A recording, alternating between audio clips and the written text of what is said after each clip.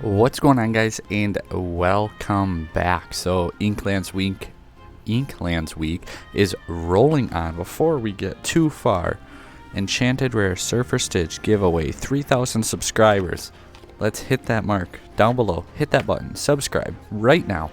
Anyway, let's get on into today's video.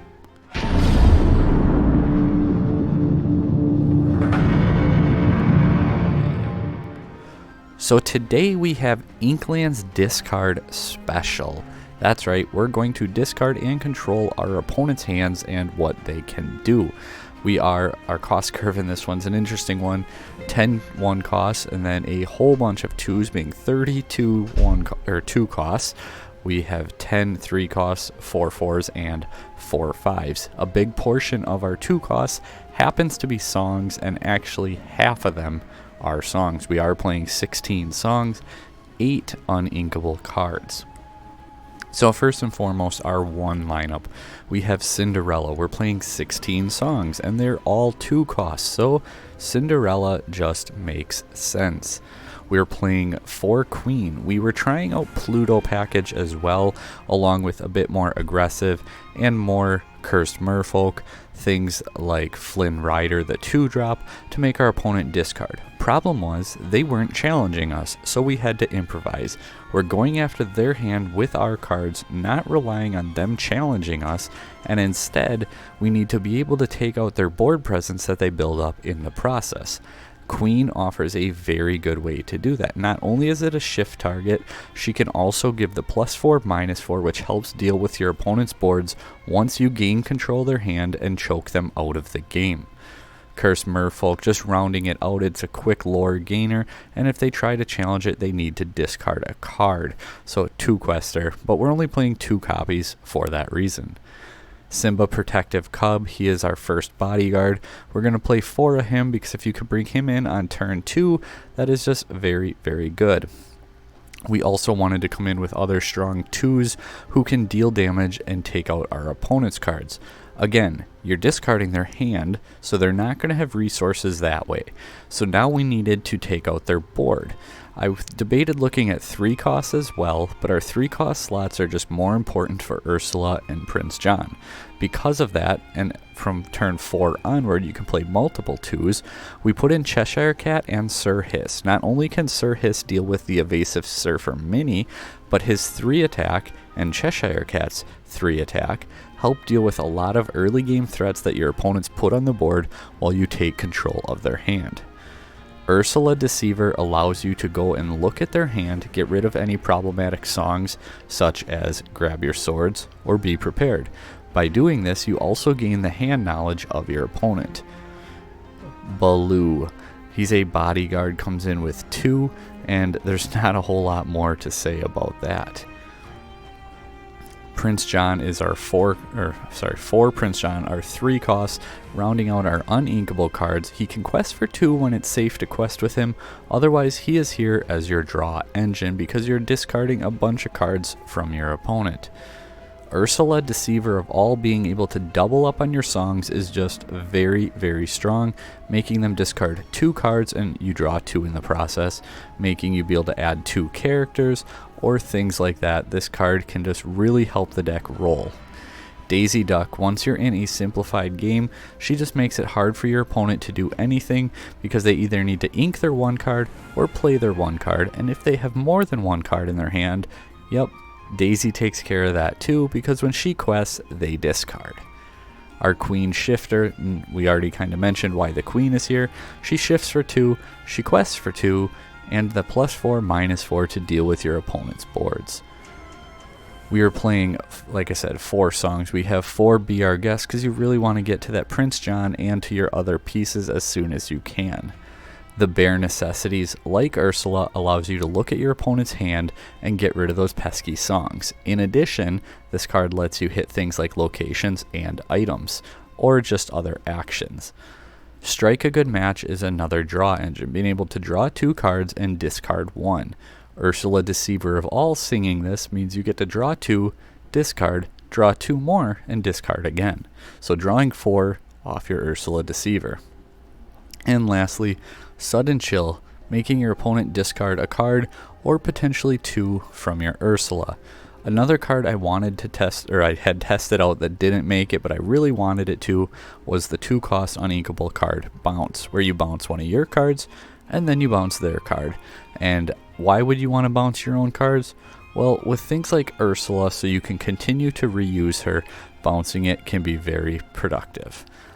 That's it for the deck profile. I have a couple replays now for you guys too that we're going to go watch and talk about.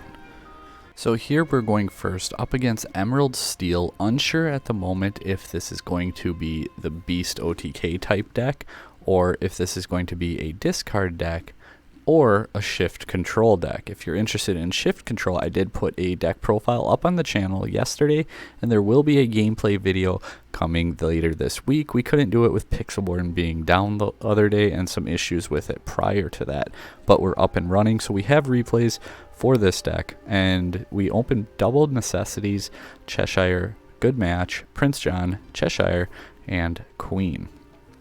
Going first, we're going to want to keep our Prince John because he's obviously a card that you'd really try to get to.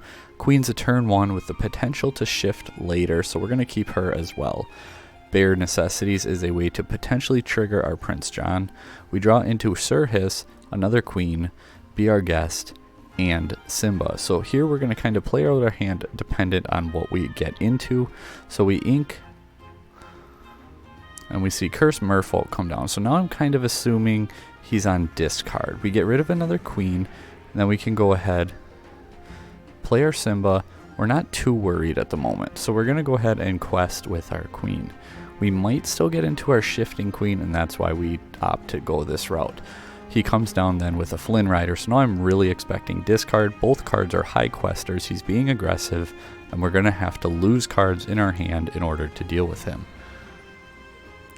So we go ahead and ink the Be Our Guest, then we play our Prince John. Now we can go ahead and sing the Bare Necessities with our Simba, and he does have a non-character in hand, just the one being the location, so we're going to hit that. We're going to get a draw off of our Prince John, but more importantly, we know he has Milo, Double Morph, and Donald Duck. So we hit that, draw our card, it's another Daisy. We're going to discard because we're going to take out the threat early on, get rid of one Daisy. We don't need them both. We're in a pretty decent spot here too. So now we see Morph come down. We know he also has Morph in hand, Donald Duck, and Milo. We bring out Daisy Duck to start discarding his hand. I don't need that second bodyguard, so we're going to go ahead and take out the Flynn Rider and lose our last card in hand. We're in an okay spot because Prince John's going to continue to draw us cards moving forward. So we see the Morph go away, and in fact the Milo does come down now for the shift. He's going to quest for 3, and at this point he's only got 2 in hand. We know that one is Daisy Duck, or sorry, not Daisy Duck, Donald Duck, and we draw into our Ursula. So here we can go ahead and we're going to quest for 2. He's going to discard a card, and we're going to get to draw off our Prince John. And then we're going to go ahead and quest with Prince John because we're going to lose everything here. Attack, attack, taking him out, and then he bounces our 2 back to our hand. Slight misplay here. We should have played the Ursula Deceiver of All in case we drew into like Sudden Chill or something useful.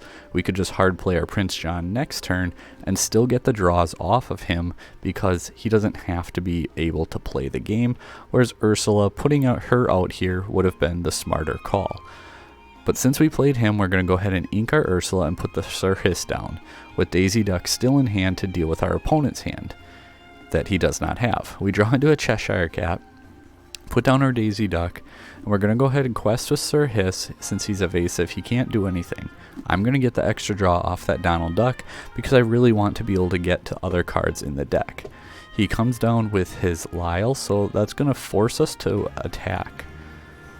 Giving our Daisy Duck Reckless means she can't quest, means that his card in hand is in fact safe. We draw into another Ursula, and then at this point we're going to attack because we have to. Play our Simba, and he's going to be exerted. Since Simba came down, we potentially try to see our opponent's hand. It's another Donald Duck, so it's not going to matter. We take out the 1, we lose our point from the Lyle, we ink, or quest with Prince John, debate inking the Cheshire, but I want to keep it in hand in case we need it.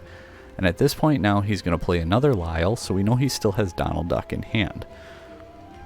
He's going to attack our Simba to make it where we have to play. Because he played it, he's going to give Reckless back to our Daisy Duck.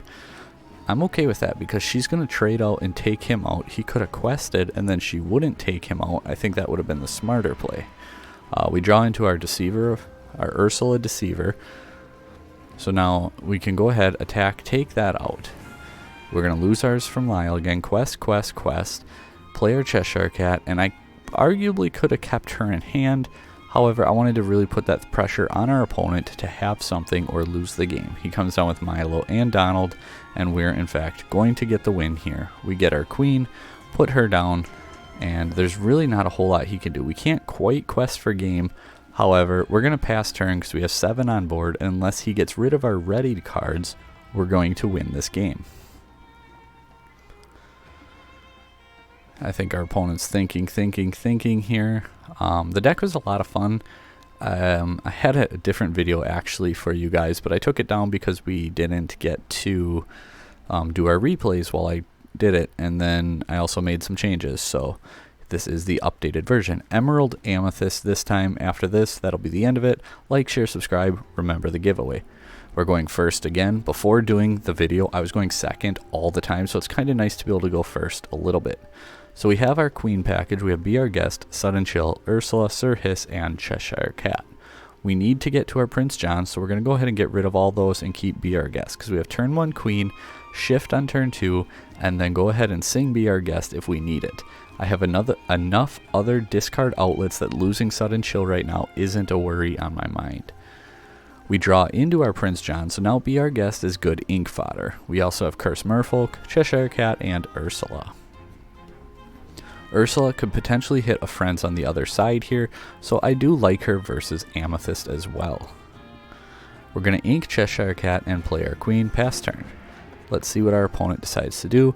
I have a Emerald Amethyst bounce control deck video that will be going up tomorrow, again with replays. Shifting into our Queen to go ahead and quest for 2. I had a lot of people quitting on me on here when they saw that I'm on discard. I kind of get it, but at the same time, it's so early, like just testing different things, it makes it very difficult to fine-tune a deck when your opponent keeps quitting on you. Definitely ready for the ranked session to come on. So Helga Sinclair comes down, and she can be a bit problematic because she's going to banish whatever takes her out. So we go down with the Prince John, hoping to get to our discards. We said we had so many discard outlets, and we're just not seeing them. She quests for 1. And as soon as it goes, just like last game, we're going to be dealing with Lyle Tiberius? Yes, Tiberius Rourke. So he's going to give Reckless to our Queen. So now she's going to have to attack, and then she's going to be taken out. However, we draw into Sudden Chill. Keep in mind here, Queen cannot quest and must attack if able.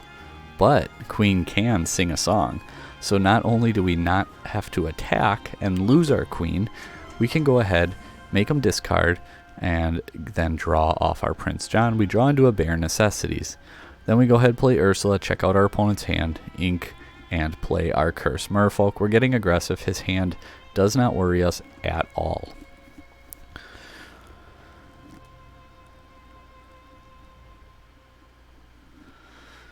Even with these replays sped up, I swear sometimes they take forever to go. So we see Ink and then Cheshire Cat come down. Another one that's going to make us banish our cards if we try to do anything with it. So that's the essential focus that he's going for here, is cards that you lose yours when you take them out and cards that make you take them out.